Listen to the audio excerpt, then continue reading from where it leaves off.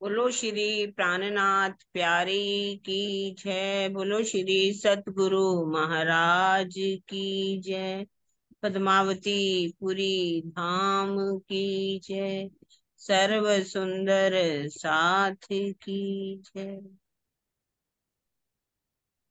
प्रथम लागू दो चरण को, धनिये ना छुड़ायो खिन।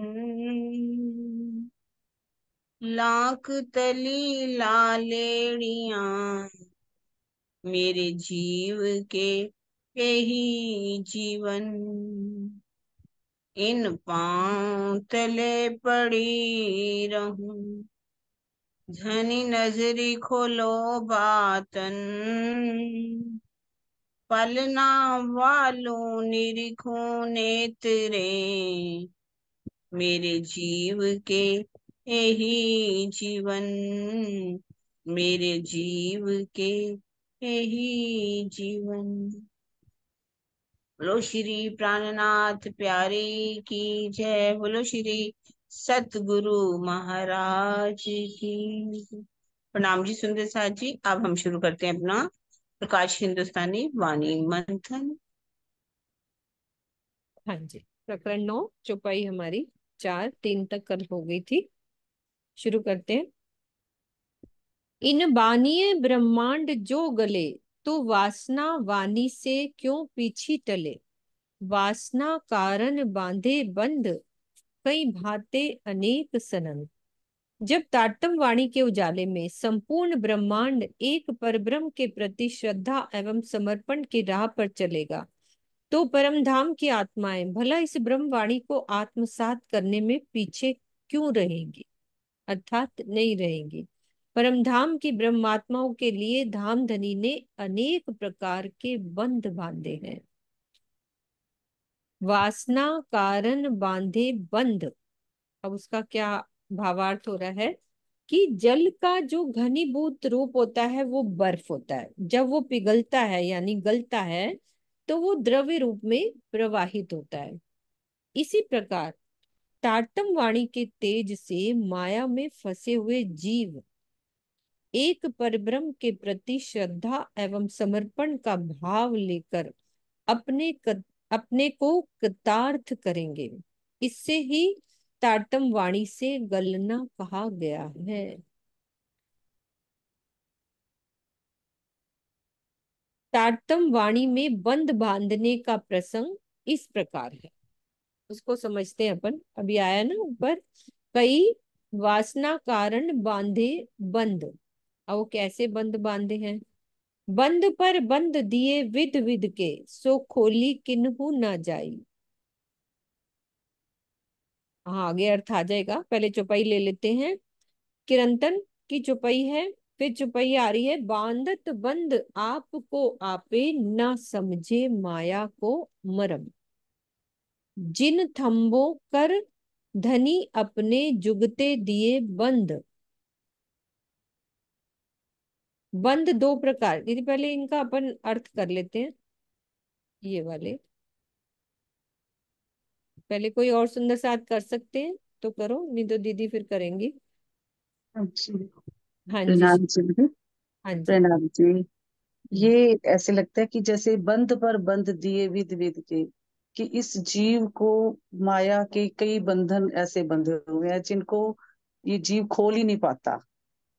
ऐसा लग रहा है। बंध पर बंध दिए विध विध, कई प्रकार के बंध, मोह माया के, ईर्ष्या काम क्रोध लोभ मोह अहंकार का ये जो बंध है वो बंधे हुए हैं, जिनको जो जिनसे इस ये जीव निकल नहीं पा रहा।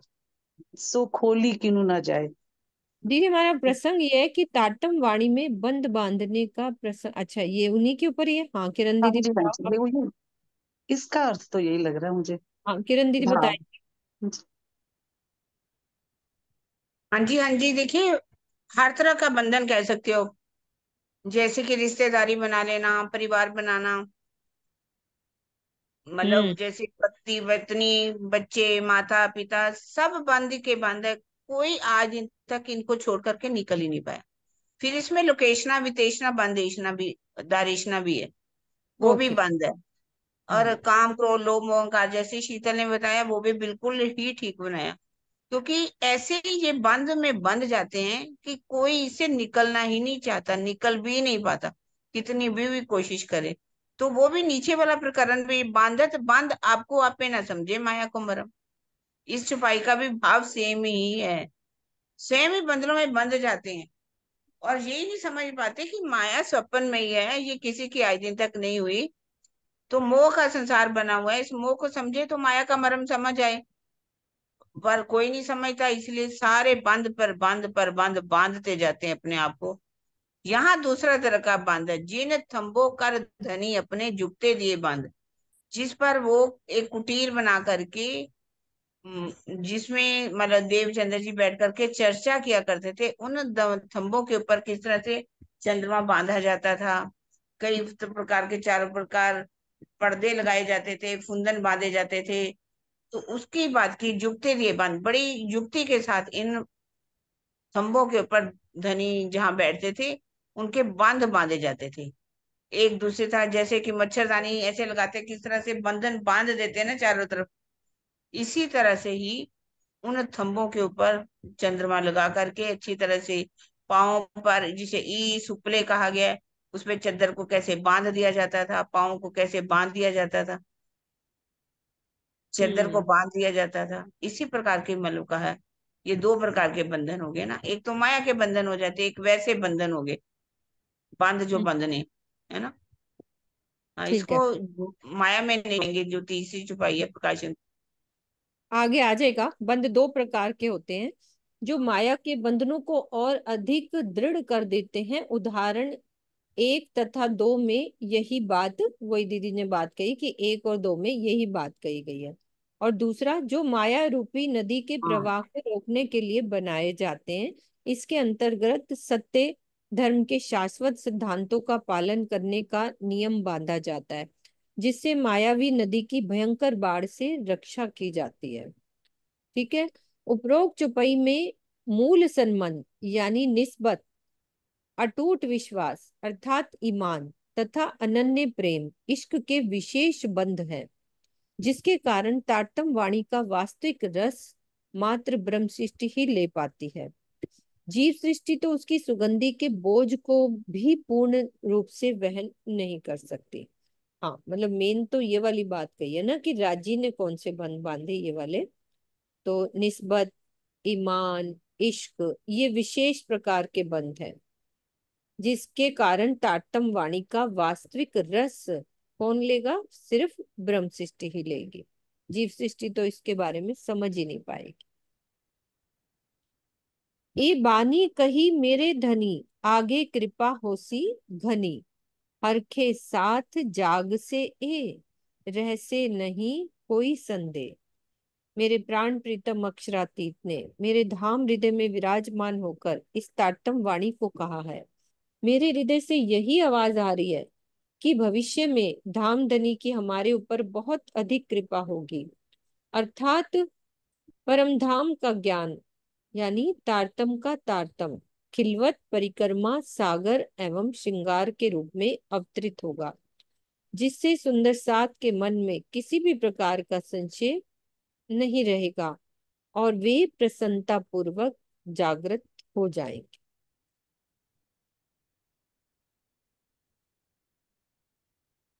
साथ को घरों ले जाना सही, कोई माया में ना सके रही, खेचे सबों को ए बानी, फिर सी घरों धनी पहचानी।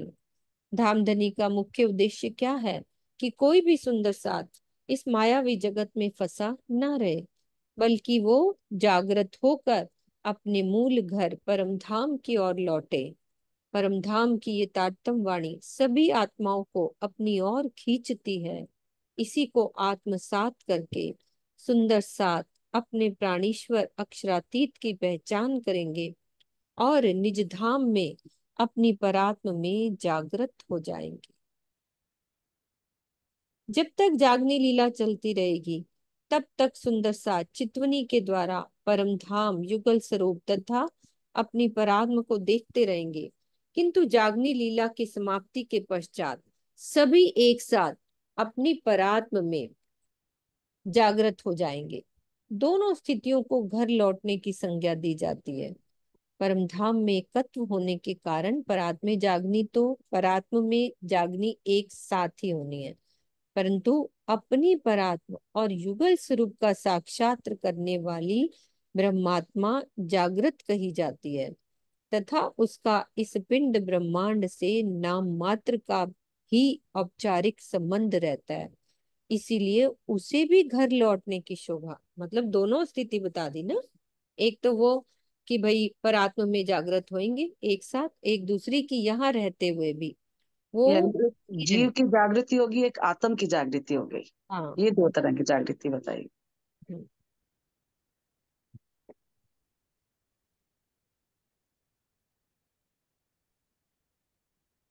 इसलिए उसे भी घर लौटने की शोभा। अंतर केवल इतना होता है कि परात्म की में जागृति की अवस्था में सुरता उसमें प्रविष्ट हो जाती है, जबकि आत्म की जागृति अवस्था में वो शरीर तथा संसार से अपनी अंतर्दृष्टि हटाकर परमधाम युगल स्वरूप तथा परात्म को देखती रहती है। आत्म की ही बात हो रही है अभी यहाँ पे, जीव की तो एक आत्म की बात है, एक परात्म की बात एक आत्म और एक परात्म के, जीव की नहीं कोई बात है इसमें शीतल दीदी। है। जीव तो जागृत होगा ही होगा। जीव तो ऑटोमेटिकली सुहागिन हो ही गया ना, जीव लेकिन तो बात होगा ही ये होगा। ये तो परात्म की और आत्म की हो रही है बात। ऊपर करना है, पर दीदी ऊपर पीछे लेना, एक बार इसको हाँ। दोबारा थोड़ा सा देखना। मुझे हाँ। ऐसे जब क्यों लगा। नहीं, जीव की कोई बात नहीं। अब यहाँ से तो भी कोई सुंदर साथ इस मायावी जगत में फंसा ना रहे, बल्कि जागृत होकर अपने गुल घर परम धाम में लौटे। तो परम धाम की यथार्थम वाणी सभी आत्माओं को अपनी ओर खींचती है। इसी को आत्मसात करके सुंदर साथ अपने प्राणेश्वर अक्षरातीत की पहचान करेंगे और निज धाम में अपनी परात्म में जागृत हो जाएंगे। अब भावार्थ में वो दो तरह की जागनी बता रहे हैं ना, कि जब तक जागनी लीला चलती रहेगी तब तक सुंदर साथ क्या करेगा, चितवनी में देखेगा, परम धाम को देखेगा, युगल स्वरूप देखेगा, अपनी परात्म को देखेगा। किंतु जब जागनी लीला समाप्त हो जाएंगे तो सबकी एक साथ अपनी परात्म में भी जागृति होगी। तो दोनों स्थितियों को घर लौटने की संज्ञा दी गई है। एक मिनट दीदी, ये जो ऊपर बताया गया है कि सुंदर साथ चितुनी के द्वारा पर परम धाम युगल स्वरूप, ये बात है, ये जीव के लिए, ये आत्म के लिए, बस यहाँ पे थोड़ा सा मुझे लगा। जीव का क्या मतलब, आत्म के जितनी लिए, तो जितनी जीव शीतल तो आत्म के लिए।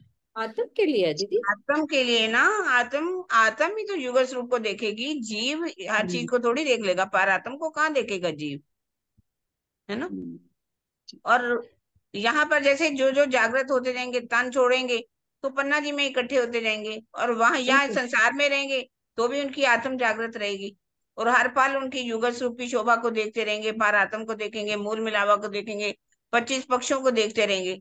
देखिए, पारात्म की जागृति तो इकट्ठी होगी आत्म जब पारात्म के अंदर प्रवेश कर जाएगी। ठीक है। पहले आत्म जो है पारात्म में प्रवेश नहीं कर सकती जब तक ये हाँ, वो ब्रह्मांड करे। सही है, वो थोड़े क्लियर है, पहले बस थोड़ा सा जागृत मुझे होगी, यही है लग ना। रहा था कि यहाँ पे हाँ। जीव की जागृति की बात है, जीव तो होगा आत्म। ही होगा, जीव तो जागृत हो ही जाएगा, ये तो पक्की बात है, हम्म, इसमें तो कोई दो राय हम्म। है ही नहीं। पर आत्म की भी जागृति है और पारात्म की जागृति। पारात्म की जागृति लास्ट में होगी। चिरंतन में कहा गया है, लागी वाली कछु और न देखे, पिंड ब्रह्मांड वाको है रे नाई।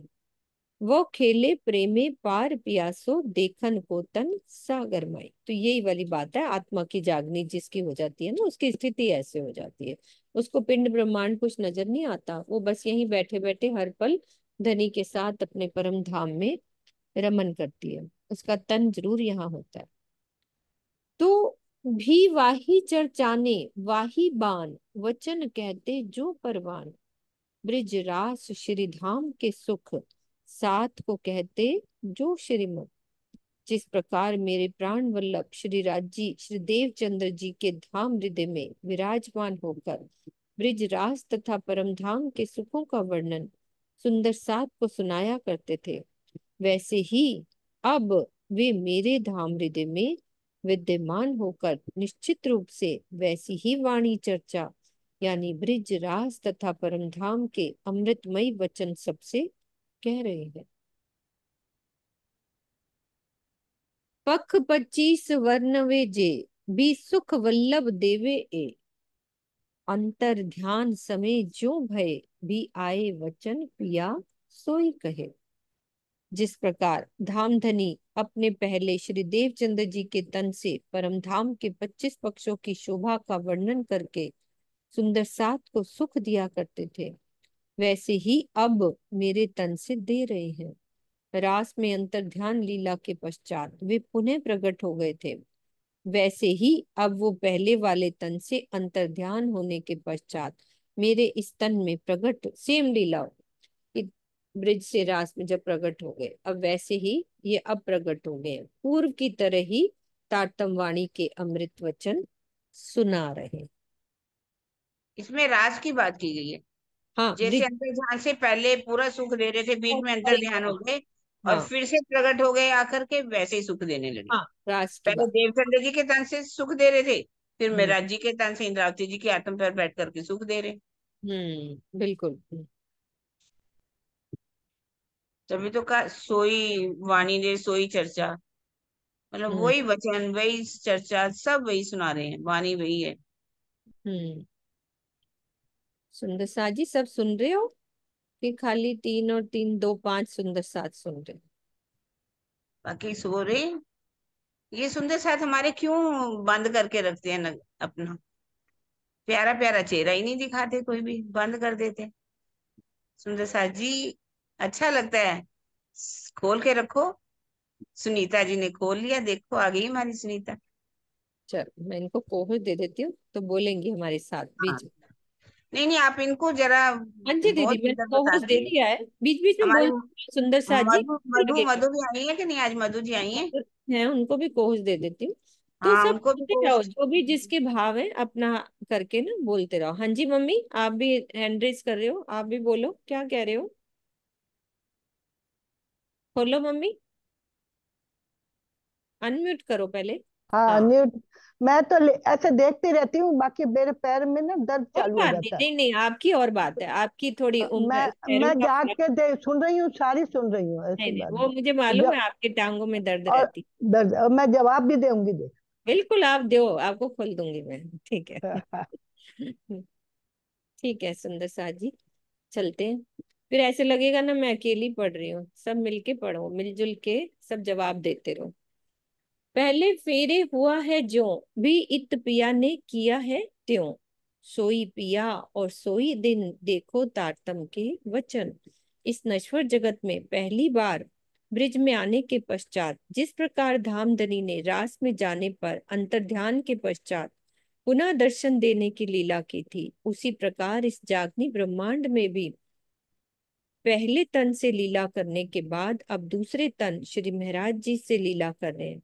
हे साथ जी, यदि आप तारतम वाणी के वचनों का विचार करके देखो तो ये स्पष्ट होगा कि इस समय हमारे साथ लीला करने वाले वे ही ब्रिजरास वाले धामधनी हैं, तथा वही समय भी है।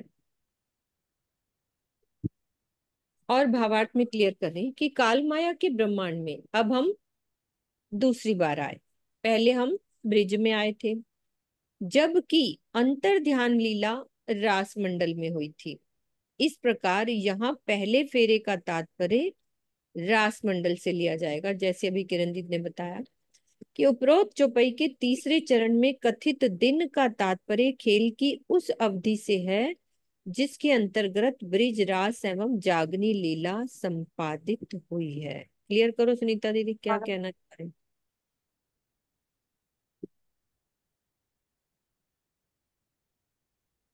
अनम्यूट करो। कौन सा तीसरा चरण कह रहे हो आप? हाँ मतलब ये क्या। पहले फेरे हुआ हाँ है जो। हाँ, इसमें यही बोल रहे हैं भी पिया ने किया है जो, कि ये वही जो पहले फेरा, मतलब यहाँ रात से वो कह रहे हैं, भावार्थ में स्वामी जी बता रहे हैं। वैसे तो पहले फेरा अगर हम ब्रिज देखा जाए तो ब्रिज गिना जाएगा कि ब्रिज में आए थे, लेकिन इस चौपाई में पहला फेरा वो रास का वर्णन कर रहे हैं कि रास में जैसे कि धनी पहले आए हुए ब्रह्मानंद और फिर अंतर ध्यान हो गए, फिर भजनानंद कर आए नए श्रृंगार, आता है ना चौपाई कि बाद में जब वो अंतर ध्यान के बाद भजनानंद का स्वरूप बनकर आए, तो वो हम्म। ही यहाँ पे रास का वर्णन कर रहे हैं कि जैसे पिया एक बारी वहां पर अंतर ध्यान हुए थे, फिर दोबारा आ गए, प्रकट हो गए। उसी तरह से जैसे पहले धनी देवचंद जी के तन में वो लीला कर रहे थे, अब वो ही पिया मेरे अंदर आकर विराजमान हो गए हैं। और बाकी अवधि की बात कर रहे हैं, तो अवधि तो वो कह रहे हैं कि वो पूरी अवधि वही समय है जिसमें ब्रिज रास और जागनी लीला संपादित हो रही है। हाँ, तीनों आ गया, अवधि का मतलब हाँ। तीनों हो गए। ठीक है, अब मैं हो गई क्लियर मेरे को।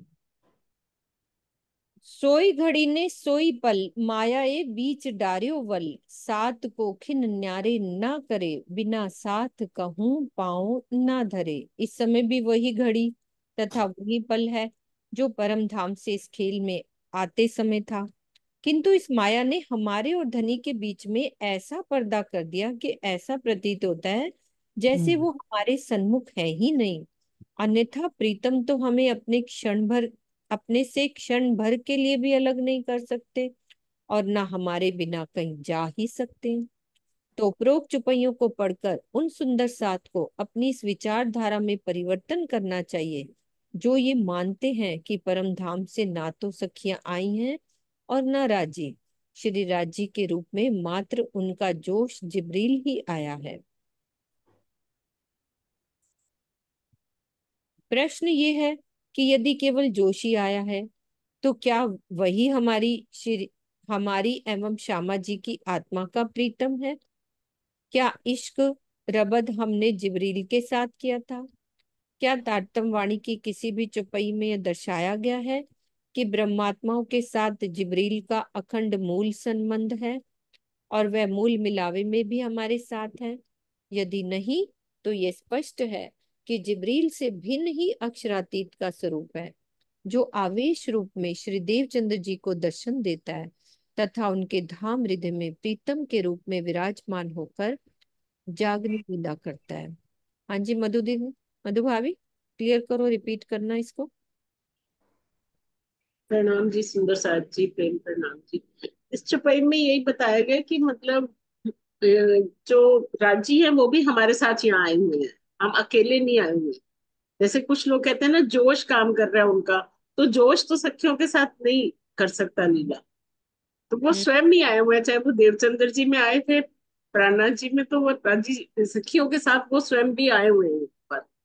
मतलब हमें ये मान के भी, जैसे मेन बात मानने की क्या है कि जो पन्ना जी में प्राणनाथ जी तराटी में उनके अंदर भी अक्षरती साक्षात विराजमान है, ये हम्म। मानना है हमारा। इस मुझे जहां तक समझ आई है ये बात। हाँ जी, बिल्कुल हो गया है ना किरण दीदी, ठीक है। जहां पर ये भी बात है क्लियर कि जहां आवेश होगा जोश तो ऑटोमेटिकली उसके साथ आ ही जाता है। और हाँ, जहां अकेला जोश है, वो जैसे बुक्स जो सारी किताबें, वेद कतेब लिखे हैं, कुरान लिखी है, ये सब जोश जिब्राइल ने जोश लिखी की है ना। वाणी। हाँ। तो ये सारी वाणी तो जोश के द्वारा उतरी है, लेकिन हमारी जो वाणी है, ये जो वाणी, ये अक्षरतीत के मुख आवेश। से निकली हुई है। हम्म। मतलब उन साक्षात वाणी है, ये चेतन है। ये इसलिए आवेश स्वामी जी वाणी है ना। बोलते थे आवेशित वाणी उसको कहते हैं, कि जैसे वो बोलते जाते थे, लिखता कोई और था, है ना, हम्म। और वैसे लिखी जाती है ना, उसमें अपनी भी वो बुद्धि काम करती है। हाँ, आवेशित उसमें अपना भी जोड़ा जाता अपनी है। भी थोड़ा जीव की बुद्धि काम करने लग जाती है। तो जो आवेशित होती है वो तो बाद में पूछते थे कि ना बताओ, अब सुनाओ क्या चुपाई उतरी है। महामती जी बाद में पूछते थे कि क्या उतरी है, वो बोलते जाते थे और लिखता जाता था। हम्म। तो वो आवेश वाणी ये है हमारी। और हमेशा आवेश स्वरूप ही ब्रह्म आत्माओं के साथ लीला कर सकता है, कभी भी आप हाँ, देख लो कि। जिब्रील ने। हाँ, तो जैसे बसरी सूरत जब आए थे मोहम्मद साहब, तो तब आवेश स्वरूप नहीं आया था, उनके अंदर आवेश शक्ति नहीं थी। तो हम्म। जोश कह सकते हैं तब आया होगा, अक्षर ब्रह्म की आत्म थी, तो लीला नहीं हुई। तो क्योंकि सखिया जागृत। नहीं आई थी ना, हम आए नहीं थे। हाँ, तो प्रेम वही तो आवेश स्वरूप भी नहीं आए थे ना, तब उनके अंदर आवेश स्वरूप भी तो नहीं आया था। तो बिल्कुल। आवेश स्वरूप ही ब्रह्म सृष्टियों के साथ अपनी लीला कर सकता है, प्रेम में लीला, जोश तो नहीं कर बात सकता। से ये स्पष्ट हो गया ना कि धनी एक पल के लिए भी ऊपर आया था ना, कि वो एक पल के लिए भी हमसे दूर नहीं रह सकते धनी। हाँ अभी जी। ऊपर आई थी वाली चुपई, तो हाँ फिर जी। हाँ। हमारे साथ ही रहे, वो यहाँ पे भी हमारे साथ हैं। तो ये ना कहे कि कोई आया नहीं गया नहीं, जैसे राजी। ये कहा गया ना, क्या हम वही हमारी एवं श्यामा जी की आत्मा के साथ जैसे क्या लोग लीला करते हैं, तो ब्रिज में जब आए हैं तब उनका आवेश आया, तभी वो लीला हुई है ना, प्रेम की लीला। हाँ तो ये ब्रिज आवेश और भी, रास, ब्रिज और हाँ, रास ब्रिज दोनों और में रास में आवेश आया था इनका। आवेश आया तभी लीला हुई है ना, श्यामा जी और सखियों के साथ जो भी लीलाएं रास में हुई है, जो भी ब्रिज में हुई है, तो ये हम्म, आवेश तो आया ही आया है। ये जैसे कह तो देते हैं कि कुछ ना आया ना गया, पर आवेश तो आया ही है। और बिल्कुल। तो हाँ, आवेश का मतलब भी साक्षात राज्य का ही, साक्षात, बस हाँ, नूरी बिल्कुल स्वरूप बिल्कुल। नहीं है वो, सिर्फ नूरी हाँ, स्वरूप नहीं है, बाकी बिल्कुल। तो नूरी स्वरूप तो आ ही नहीं सकता यहाँ पर। हाँ, बस बाकी तो सारी शक्तियां और निधियां सब उनके अंदर है। हम्म, बिल्कुल। ठीक है, चले आगे। आगे चलते सुंदर साथ जी। बेर न हुई एक अदखिन किया मायाए बिछोहा घन, मार्कंड माया दृष्टांत मांगी धनी पे करके कांत। यद्यपि परम धाम में आधे क्षण की भी देरी नहीं हुई, किंतु माया ने हमारे और धामधनी के बीच वियोग की बहुत लंबी अवधि कर दी।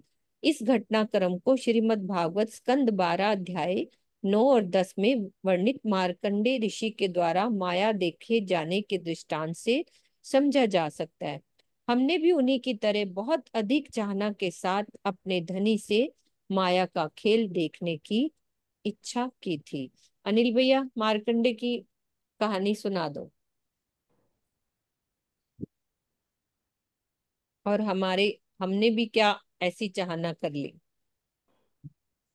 प्रणाम जी दीदी, प्रणाम जी सुंदर साहब जी।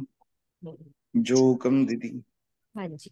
मार्कंडेय ऋषि की बात आती है तो वो मार्कंडेय ऋषि वो तप करने के लिए बैठे थे, बहुत साल तक तप किया। विष्णु का, नारायण का ध्यान कर रहे थे। जब नारायण यानी श्री हरि प्रकट होने वाले थे, उससे पहले नारद जी आकर कहते हैं कि तू ऐसा कर के ये दोनों चीज मांग, कि पहले तो माया भी देखने की चाह कर, और फिर बाद में दर्शन की आस जो तेरी हो वो भी पूरी हो। तो मार्कंडेय ने वैसे ही किया। जैसे नारायण प्रकट हुए तो आ, उनसे पूछा कि क्या चाहिए। तो मार्कंडेय ने कहा कि प्रभु मुझे माया दिखाओ। और वो चंदन घिसने के लिए बैठे, और जैसे चंदन आधा ही घिसा, और उसी वक्त माया शुरू हो गई। और वो ताल पर से वो नदी में बहते हुए दिखाई दिए, बच्चे वो औरत की तरह। और वो औरत जैसे पानी में आगे बहती गई तो आगे उसको धोबी मिला। धोबी भी अकेला ही था, और वो मार्कंडेय अब मार्कंडेय नहीं, अब स्त्री बन गई थी। तो उन धोबी ने उनसे ब्याह करने की बात की। पहले तो उनके घर ले गया, फिर वो थोड़े देर समय के बाद वो भी अकेला था, तो दोनों ने शादी कर दी। शादी करने के बाद जैसे सरकार से कहते थे, 1 साल हुआ नहीं एक बच्चा, 1 साल हुआ नहीं एक बच्चा, वैसे 4-5 बच्चे हो गए। और अब काम में दिक्कत आने लगी, तो धोबी उसे मारने लगा। तो वो हैरान परेशान होकर अब मरने की बात करने लगी। जैसे गले में फंदा डाला, और नारायण उसी वक्त साधु वेश में आकर कहने लगे कि हम मार्कंड की कथा सुनाते हैं, फिर भोजन पाते हैं। और वो जो धोबन है वो उसे घर में लेकर आती है, और उनको खिलाने के लिए जैसे भोजन रखती है। और वही बात कि हम मार्कंड की कथा सुनाते हैं, फिर भोजन पाते हैं, वो शब्द वो धोबन ने सुना, और उसे याद आ गया कि मैं कहा, यानी प्रभु ने ये लीला करी थी नारायण ने, और उसे याद आ गया। वैसे ही हम भी परम धाम में श्री जी के चरणों में ही बैठे, लेकिन श्री जी ने ऐसे लीला की कि हम चरणों में भी हैं, और ये माया के जगत में भी हम आ गए हैं। अब श्री जी हमें लेकर फिर परम धाम मूल मिलावे में उठाएंगे हमें। प्रणाम जी। हो गई स्वर्णा दीदी क्लियर? आपकी इच्छा थी ना सुनने की, ऐसा लग रहा है मुझे। बहुत आनंद आ गया। प्रणाम जी सुंदर साथ जी। ये अनिल भैया यहाँ हैं, एक जो सारी हिस्ट्री इनके दिमाग में रहती है, एकदम एक एक शब्द करके सुना दिया, बहुत अच्छा लगा। हम्म। ठीक है किरण दीदी, चलें आगे। देखो माया को वृत्तांत, एक सेकेंड, हाँ टाइम है। ए दूर होइए तो पाइए स्वांत, तत्किन कंपान सो भयो, माया मिने भिलके गयो। हे साथ जी, माया की वास्तविकता को तो देखिए। इससे अलग होने पर ही शांति पाई जा सकती है, लिप्त होकर नहीं। जैसे ही मार्कंडे ने नारायण जी से माया का खेल मांगा, उसी क्षण वो दुख की आशंका के भय से कांपने लगे और उनकी दृष्टि मायावी दृश्य को देखने में संलग्न हो गई। ठीक है। कल्पांत 786 युग कियो मायाए बेसुध एते लग, कछुए ना भई खबर, अति दुख पायो ऋषि ऋखि स्वर। माया ने उन्हें इतना भ्रमित करके रखा कि 7 कल्पांत और 86 युग बीत गए। इस समय इतने समय तक उन्हें अपने स्वरूप का नाम मात्र भी बोध नहीं हुआ। इसी प्रकार ऋषि राज मार्कंडे जी माया के दुखमय दृश्यों को देखने में तल्लीन रहे। ये देखो, इच्छा करने पर कितना लंबा समय व्यतीत हो गया। फिर उसको और भावार्थ में क्लियर कर रहे हैं कि 7 कल्पांत यानी कि एक कल्प में 4 अरब 32 करोड़ वर्ष होते हैं। ठीक है। एक चतुर्युगी अर्थात 4 युगों में 83,20,000 वर्ष होते हैं। इस प्रकार एक कल्प में 1000 चतुर्युगियां होती हैं। इतने वर्ष हो गए, फिर चतुर्युगियां बता दी इतनी होती हैं। तो इस चौपाई के कथन का आशय ये है, आवाज आ रही है पीछे से, बंद कर जहां से आवाज आ रही है। इस चौपाई के कथन का आशय ये है कि मार्कंडे ऋषि ने नारायण जी की छत्र छाया में 7 कल्पांत और 86 चतुर्युगी तक माया के विभिन्न दृश्यों को देखा। हमने तो अभी ये कहानी इतनी सी सुना दी ना, ये इतनी कहानी मतलब जो माया का दृश्य देखे तो ये इतने युग बीत गए। तो ये विशेष तथ्य है कि 4 अरब 32 करोड़ वर्षों में पृथ्वी सहित संपूर्ण सौर मंडल का प्रलय हो जाता है। एक कल्प आदि नारायण के एक दिन के बराबर होता है। इस प्रकार 7 कल्पों और 86 चतुर्युगी का दृश्य उन्होंने आदि नारायण के हृदय में देखा। यह प्रसंग श्रीमद् भागवत के इसमें वर्णित है।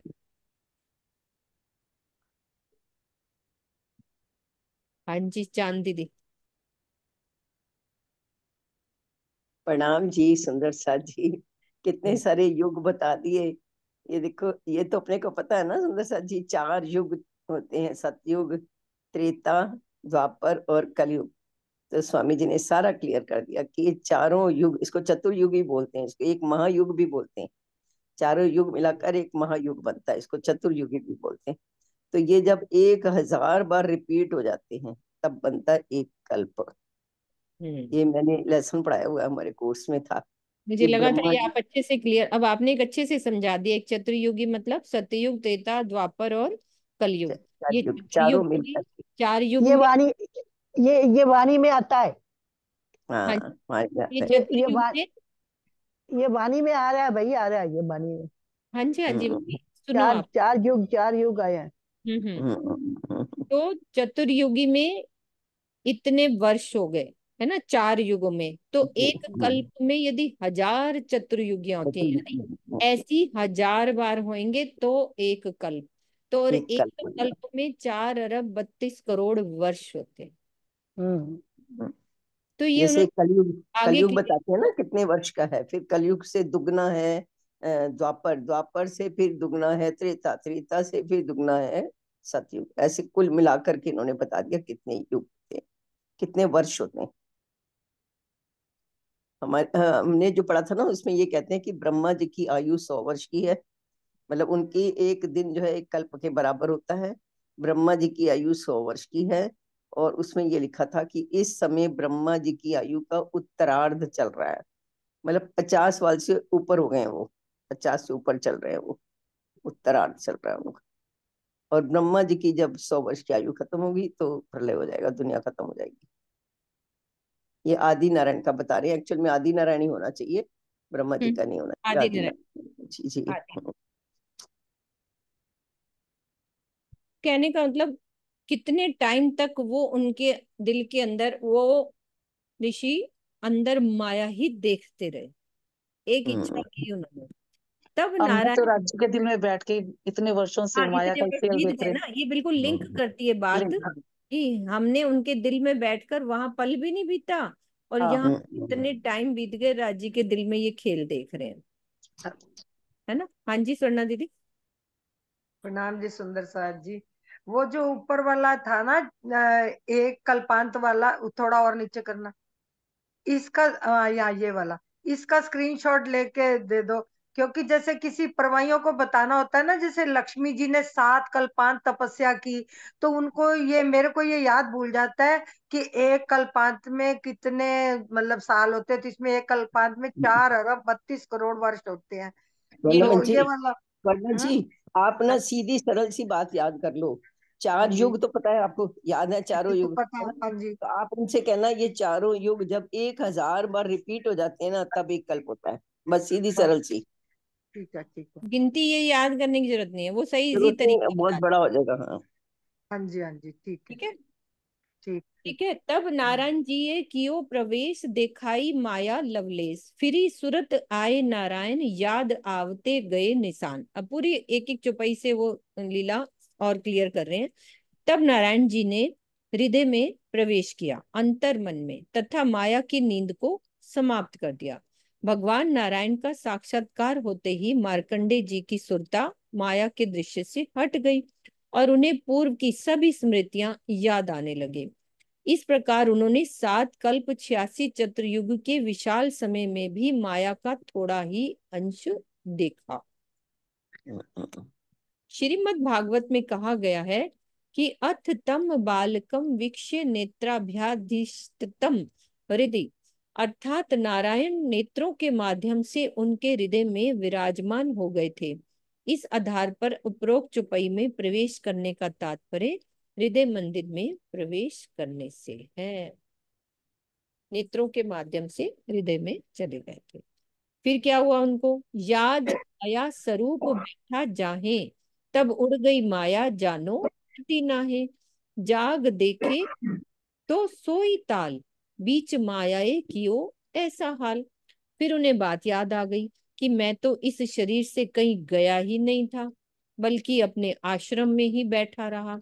तो सभी मायावी दृश्य वैसे ही उड़ गए जैसे कुछ हुआ ही नहीं था। ये सिर्फ हमारी जैसी स्थिति है। हमारी ये जागृत स्थिति होने होगी। पर उन्हें अपना वही ताल दिखाई पड़ा जिसके किनारे उनका आश्रम था।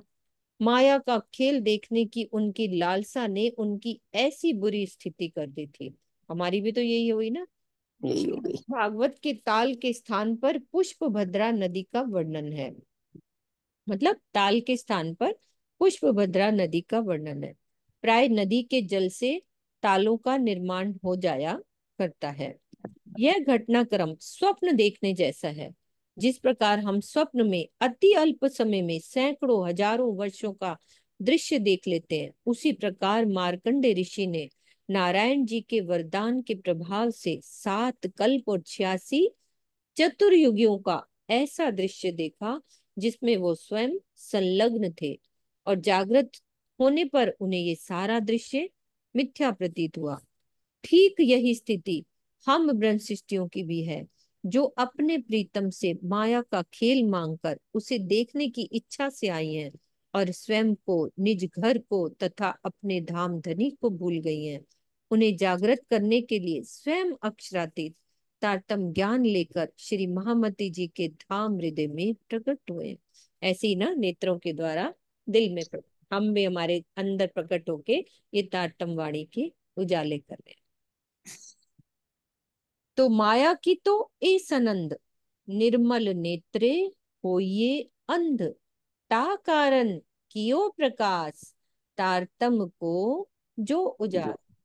तो इस मायावी जगत की यही वास्तविकता है जिसमें ज्ञान, विवेक, वैराग्य आदि की पवित्र दृष्टि रखने वाले मार्कंडे जैसे महान ज्ञानी तथा तपस्वी ऋषि भी स्वयं को भूल जाते हैं। ये इस माया की है वास्तविकता। यही कारण है कि प्रीतम अक्षरातीत हमें माया के इस भयानक अंधकार से निकालने के लिए ये तारतम वाणी का अलौकिक ज्ञान उजाला लेकर आए हैं। सो ए लेके आए धनी, दया आपन ऊपर है घनी, जाने देख सी माया न्यारे भये, तारतम के उजियारे रहे।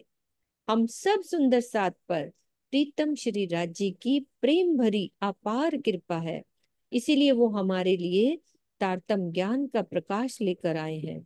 यदि हम तारतम ज्ञान के उजाले में अपना जीवन व्यतीत करेंगे तो ये निश्चित है कि हम इस मायावी प्रपंच को मात्र दृष्टा होकर देखेंगे और इसके छल में ना फंसते हुए भी दूर ही रहेंगे,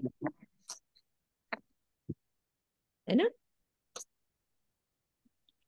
फिर क्या कह रहे हैं, भले तारतम कियो प्रकाश, दिखाया माया में अखंड विलास, तारतम वचन उजाला करया, दूजा देह माया में धरिया। ये कितना अच्छा हुआ कि स्वयं धामधनी ने तारतम ज्ञान का दिव्य प्रकाश फैलाकर इस नश्वर जगत में भी हमें परम धाम की अखंड लीला के ज्ञान का आनंद दिया। उन्होंने श्री देवचंद्र जी का तन त्याग कर दूसरा तन श्री महाराज जी का धारण किया और उसके माध्यम से सबके हृदय में तारतम वाणी का प्रकाश कर रहे हैं। तो इस चुपई में ये बात विशेष रूप से दर्शाई गई है कि दोनों तनों में लीला करने वाले एक अक्षरातीत ही हैं। इसलिए तनों के नाम पर गुरु शिष्य की भावना करना या छोटा बड़ा दिखाना कदापि उचित नहीं है। तो ये प्रकरण 9 चौपाई 222। सरोज दीदी सुन रहे हो? प्रकरण 9 चौपाई 223 एक बार लिख लो। शीतल दीदी मुझे भेज देना। प्रकरण 9 चौपाई ये वाली लिख लो 18। ये सारी भेजनी होती है ना। प्रकरण 9 चौपाई 18 कंप्लीट हो गई। अब प्रकरण 10 शुरू हो रहा है। अभी हमारे पास है 10 मिनट, इसलिए शुरू करेंगे प्रकरण 10, क्योंकि कल भी क्लास नहीं होनी है, इसलिए पढ़ते हैं। विनती, सुंदर साथ के द्वारा श्री राज्य से की जाने वाली प्रार्थना। यद्यपि इस प्रकरण में श्री राज्य से की गई ये प्रार्थना समझ सुंदर साथ की ओर से है, किंतु उनके प्रतिनिधि के रूप में श्री इंद्रावती जी की आत्मा ही व्यक्त कर रही है।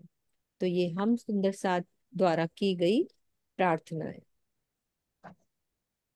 साखी, विनती एक सुनो मेरे प्यारे, कहूं पियो जी बात, आई प्रगटे फेर कर, करी कृपा देख अपनायत। मेरे प्राणेश्वर, आप हमारी इस प्रेम भरी विनती को सुनिए।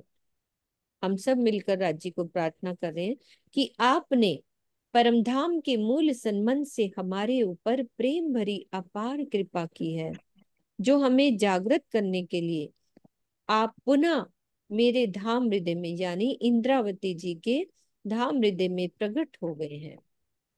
तो श्री देवचंद्र जी हम कारण निध तुम्हारे हृदय धरी, वचन पाल ने आपना साथ सकल पर दया करी। सुंदर साथ का कहना है कि सदगुरु धनी श्री देवचंद्र जी ने हमारी आत्म जागृति के लिए श्री इंद्रावती जी के धाम हृदय में तारतम ज्ञान की अनमोल निधि प्रदान की। तो ये कार्य उन्होंने इसीलिए किया क्योंकि अपने धाम गमन के समय सब सुंदर साथ को वचन दिया था कि अब मैं इस तन का परित्याग करके श्री महाराज जी के तन से लीला करूंगा। इस प्रकार सब सुंदर साथ के ऊपर उनकी अपार प्रेम भरी कृपा हुई है।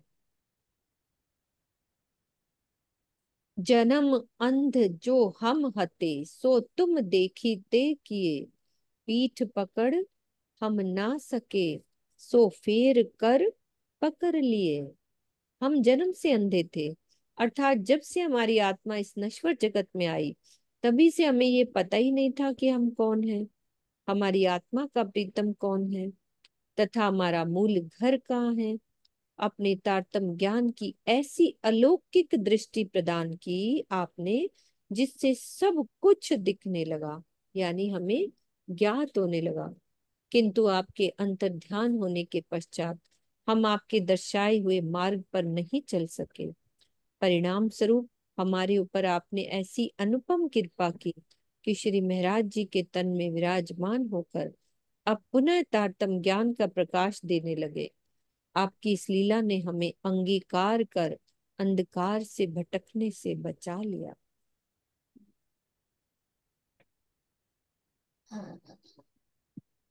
तो जन्म शरीर का होता है और जीव के द्वारा उस शरीर को धारण किया जाता है।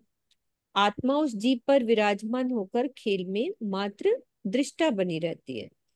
तो उपरोक्त चौपाई के प्रथम चरण में जन्म होने का तात्पर्य इस खेल में आने से है। इस प्रकार का कथन काव्यगत सौंदर्य की दृष्टि से होता है। तो प्रकाश हिंदुस्तानी में प्रगट वाणी में इसी प्रकार का कथन है। उपजत ही मन आशा घनी, हम कब मिलसी अपने धनी। तो पीठ पकड़ना और हाथ पकड़ना मुहावरे हैं, जिनका अभिप्राय होता है अनुसरण करना और अपनी छत्र छाया में रखना या स्वीकार करना। चौपाई में आया है ना ये, पीठ पकड़ हम ना सके, यानी हम अनुसरण नहीं कर सके। देवचंद्र वो कह रहे हैं कि देवचंद्र जी जो वचन कहते थे हम उसका अनुसरण नहीं कर सके, सो फेर कर पकड़ लिए कि आपने दोबारा आके उनके धाम हृदय में बैठे और फिर से हमें अपनी बुद्धि जागृत करने लगे, है ना। शीतल दीदी कुछ बोल रहे हो तो हाँ बोलो। जी, हाँ जी। नहीं नहीं, बस यही कहना था कि हाथ पकड़ लिया, यही हाँ। पकड़ लिया। हाँ जी, अब कर हम भी कर तो कर देखे दो ना हाथ। कि हमारा हाथ भी, अब कुछ भी कह लो, हमें सरकाश्री ने भी जगाया। मैं तो भी हम लोगों को तो जैसे याद आए तो जैसे हमने जिन्होंने तारतम लिया ज्वारदास महाराज जी से, उनकी संगत में भी रहे तो उतना नहीं जागे। सरकाश्री ने भी बहुत मेहनत लगाई हमारे ऊपर, क्या नहीं दिया, है ना। तो हमें अकेले नहीं छोड़ने दिया। फिर सदगुरु फिर हमें मिल गए कि मैं अकेले नहीं छोड़ सकता, कि तुम कहीं फिर से माया में ना भटक जाओ। फिर से हमें हाथ पकड़ा दिया कि नहीं, तुम्हारे साथ कोई है जो तुम्हें जगाता रहेगा। तो अब जो कछुए हम में होसी मूल अंकुर, जो नींद उड़ाए तुम निद दई, सो क्यों ए न छोड़ू पिया नूर। हे धामधनी, अब यदि मेरे अंदर परम धाम का कुछ भी अंकुर होगा, अब ये सुंदर साथ बोल रहे, तो आपने मेरी माया की नींद उड़ाकर तारतम ज्ञान की जो अखंड निधि दी है, उसे मैं किसी भी प्रकार से नहीं छोड़ सकती, क्योंकि तारतम ज्ञान आपके हृदय का बहता हुआ अमृत रस। कबूल है सुंदर साथ जी। बिल्कुल। कबूल है, कबूल है, कबूल है। अब ये हम सब कहेंगे ना अभी राजी, जो आपने अखंड निधि दी है, तो अब हम इसको छोड़ेंगे थोड़ी ना, नहीं छोड़ेंगे। बिल्कुल अगर राज्य हमें नहीं, राज्य हमें नहीं छोड़ रहे, हम राज्य को कैसे छोड़ सकते हैं? सही बात। राज्य हमें छोड़ ही नहीं, हमें भी नहीं छोड़ रहे। जब हमें बोलते रहना है इस बात को कि माया दूर भागे, दज्जाल डरे, हमसे न डरे, कि ये तो बहुत इनकी आवाज में दम है, तो आने ही नहीं देगा ना दज्जाल, हमारे पास फटकेगा ही नहीं, है ना। अंकुर का अभिप्राय होता है संबंध।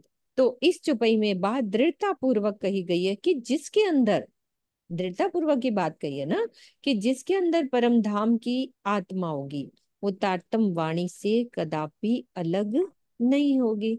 तो हम तो ब्रह्म सृष्टि है ना, है ना स्वर्ण दीदी, हम तो हर हाल में, अब तो अच्छे से मोहर लग गई, है ना। अच्छे से मोहर लग गई। अच्छा, क्योंकि मैं हम ना एक वाणी, चीज ना, मेरी किताब नीचे रह गई, अभी लेके आती हूँ। स्वामी जी ने इतनी तसल्ली दी है ना, अभी मैं लेके आती हूँ, एक मिनट ये पढ़ ले, एक चौपाई और पढ़ लेते हैं। तो पहले तो हम ना पहचाने तो सालत है मन, चर्चा कर कर समझाए कई विध विध के वचन। हमारे मन में इस बात की बड़ी पीड़ा है कि जब आप श्री देवचंद्र जी के धाम हृदय में विराजमान होकर लीला कर रहे थे, उस समय आपने अनेक प्रकार के अनमोल वचनों की चर्चा करके हमें समझाया, किंतु हम आपकी पहचान नहीं कर सके। तो चाल है। अब ये ना साखी और चाल का क्या मीनिंग होता है, ये मुझे समझ में नहीं आता। कहीं साखी लिखा होता है, कहीं चाल लिखा होता है, किसी के दिल में है तो समझाओ। है क्या किसी को होती है क्लियर कि किरण दीदी है? किरण जी बताएंगे।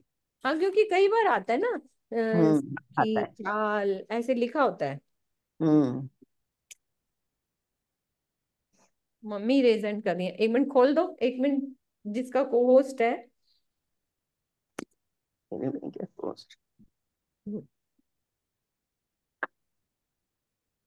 शीतल जी को शीतल जी हैं, और भी हैं, मधु दीदी हैं। मैं देखती देख अभी सुरक्षा आंटी का नाम किस नाम से है? हाँ, सुरक्षा सुरक्षा ही लिखा हुआ है।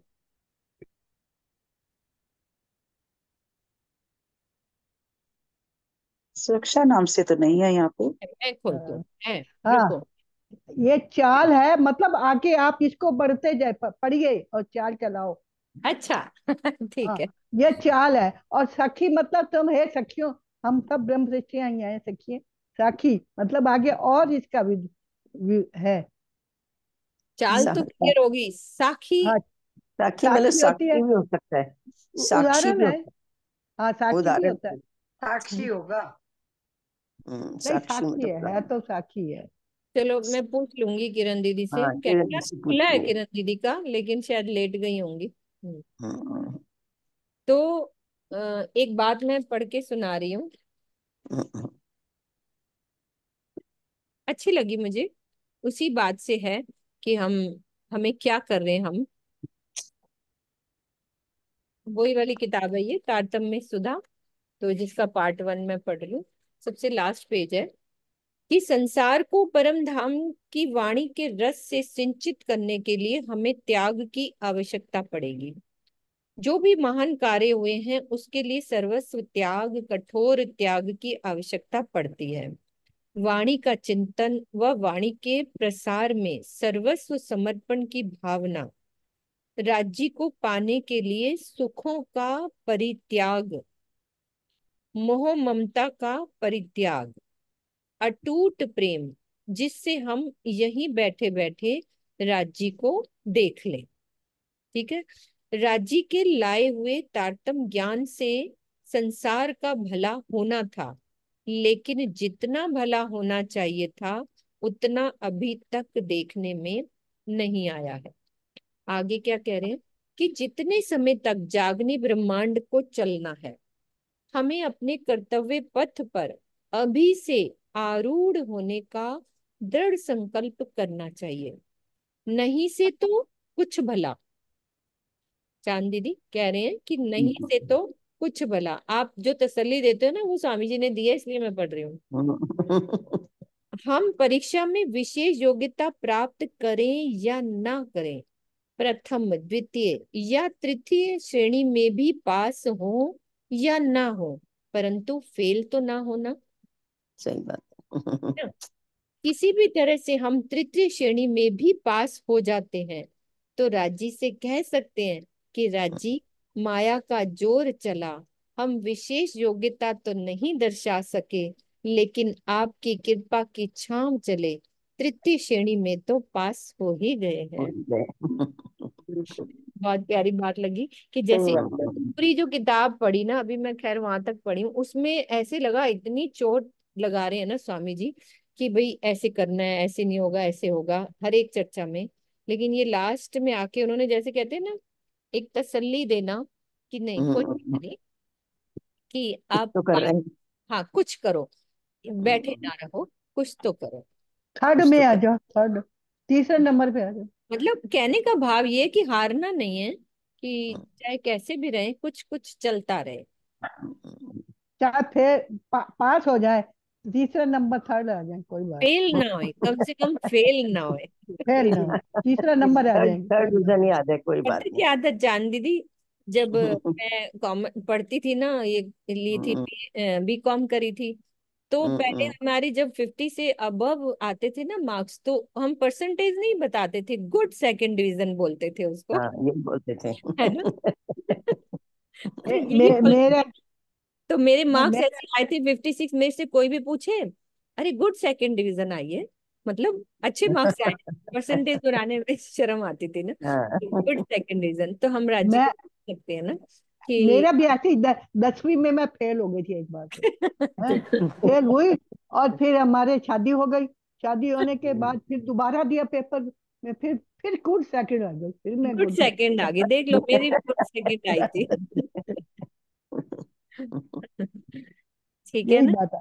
इसीलिए तीसरे नंबर भी आ जाए तो कोई दिक्कत नहीं हाँ, है हारना नहीं मीनू है, जी। ये नहीं, फर्स्ट मीनू आने जी, के प्रयास पूरे करने हैं, ऐसी है। बात। करना हमारी भाई फर्स्ट मीटिंग के में लिए ना तो हमारी देखो, चांद दीदी फर्स्ट आ रही है, किरण दीदी फर्स्ट आ रही है, अनिल भैया फर्स्ट आ रहे हैं, ये सब हमारे फर्स्ट पोजीशन वाले हैं, तो कम से नहीं कम हम इनके नहीं पीछे पीछे रहेंगे, पास तो हो ही जाएंगे। नहीं नहीं, बिल्कुल अब हो फर्क तो जाएंगे, नहीं है, बिल्कुल। बहुत पीछे हैं, बस ठीक है, राज्य से लगाए रखें वही बहुत है। वो जब बहुत ना मेहनत कर रही है। मीनू जी, ये सुरक्षा दीदी ना जब हमारी क्लास में जब वाणी पढ़ते हैं ना, तो ना बड़ी स्पष्ट पढ़ते हैं, मतलब एक एक शब्द एज के हिसाब से सबको लगता है कि मतलब हम पूछते हैं कि दीदी आप कितना पढ़े हुए हो, तो बताते नहीं है, कभी भी कभी नहीं बताते, और आज देख लो इनके मुंह से अपने आप ही निकल गया। हम बहुत तो क्या पूछते हैं, बताओ। कभी नहीं बताते। हाँ, एक बार तो पर वो फेल हो उस समय की गई थी, स्वर्णा दीदी अब 10वीं फिर क्लास भी बहुत होती शादी थी। कर दी बहुत और होती मैं थी। वही तो कह रही हूँ, बिल्कुल शुद्ध पढ़ते हैं। वालों और ने। हमें ताज्जुब होता है कि मतलब एक एक शब्द को बड़ी क्लियरिटी से पढ़ते हैं। तो मतलब हम पूछते हैं कि आप कितना पढ़े हुए हो, और बताते ही नहीं थे, और कभी भी नहीं बताते, बाल को टाल जाते थे, और आज अपने आप ही राजी ने आज मुंह से शादियों निकलवा में दिया। हाँ, फेल मैं हो गई पूछ थी। लिया कि मैं फेल हो गई थी, फिर क्या करूं मैं। अब फेल नहीं, तो हुई। फिर उसके बाद गुड सेकंड डिवीजन भी तो आई, हाँ, फिर दोबारा मेहनत आई। करी ना। दोबारा क्या करते थे बाबूजी, हमारे को साइकिल पे परीक्षा दिलाने के लिए ले जाते थे बाबूजी, तो हमारे फिर पति। साइकिल पे तो बिठाते थे, आगे साइकिल डंडे के पे बिठा, मुझे बिठाते आगे थे। तो कोई ना स्कूटर ना कुछ होते थे, बिठा के और मेरे को एग्जाम दिलाया था, और मैं दुख खुद से सेकंड बाहर हुई। कोई आया जरा देखो, उसके बाद 50 आपने में उनकी से। ये मुझे मेहनत को करना सफल किया ना, कि वो साइकिल पे लेके गए, आप गुड देखो ये मुझे फोन मतलब कर रहा सेकंड तो डिवीजन ऐसे ही लाए। राजी हमें साइकिल पे बिठा रहे हैं, चाहे डंडे पे बिठाएं चाहे पीछे हाँ, बिठाएं, हमें भी पास होना है। है। पास होना है, बिल्कुल। किरण दीदी आए साखी और चाल के बारे में पूछते हैं, हाँ क्या जी, है? मैं सबको हाँ म्यूट करती हूँ एक बारी, है ना। किरण दीदी को मैंने दिया हुआ है कोहोस। किरण दीदी, अभी हमने पढ़ा, आप खोल लो। मैं साक्षी। मेरे को भी इतना ज्यादा नहीं, ये साक्षी है एक तो, अच्छा इसका मतलब साक्षी किसी चीज की भी देनी। चाल का मतलब नहीं ज्यादा अच्छा क्लियर मुझे। जैसे होता है ना कि अब आपकी ये चाल चल रही है, इसके बाद ये ऐसे मन में आ रहा है, मधु दीदी आप हाँ, अच्छा, अब ओके, कोई बात नहीं, तो कोई बात बहुत नहीं। क्लियर बात एक होती है, बड़ी क्लियर हो जाना, वो फिर करेंगे, करते हैं। दीदी के मन में आ गया, वो पूछ लेंगे दीदी स्वामी जी से, या किसी से, हाँ, प्रवीण जी से बात करेंगे, या स्वामी जी से पूछ लेंगे, क्योंकि कई बार वैसे आते हैं, हम पढ़ते हैं वाणी में। नहीं, अपनी 17 छपाइयों में भी पहले आ जाता है है, चाल, है ना। साकी चाल स्टार्ट में उत्तम ही आ कार्य जाता है। करना भली, लक्ष्मी राय ने भरी भली, ऐसे हाँ, आ जाता है। ये मैंने प्रकाश हिंदुस्तानी में पहली बार ऐसे ध्यान दिया है, बाकी स्टार्ट वालियों में तो याद ही नहीं, रहता है क्योंकि पढ़ते हैं। शुरू में ही आ जाता है चाल। हम्म। ठीक है सुंदर सा जी, हम चौपाई दोहराते हैं, और कल नहीं होगी, और इस बार बच्चों की क्लास संडे को है, जिनके बच्चे आते हैं या जिनको बैठना होता है तो वो संडे को होगी, क्योंकि सैटरडे को दशहरा, तो जिसको पता लगे सब सूचना दे सकते हो। चौपाई दोहराते हैं कि अब जो कछुए हम में होसी मूल अंकुर, जो नींद उड़ाए तुम निद दई, सो क्यों ए न छोड़ू पिया नूर, सो क्यों ए न छोड़ू पिया नूर। बोलो श्री प्राणनाथ प्यारे की जय, सदगुरु महाराज की जय।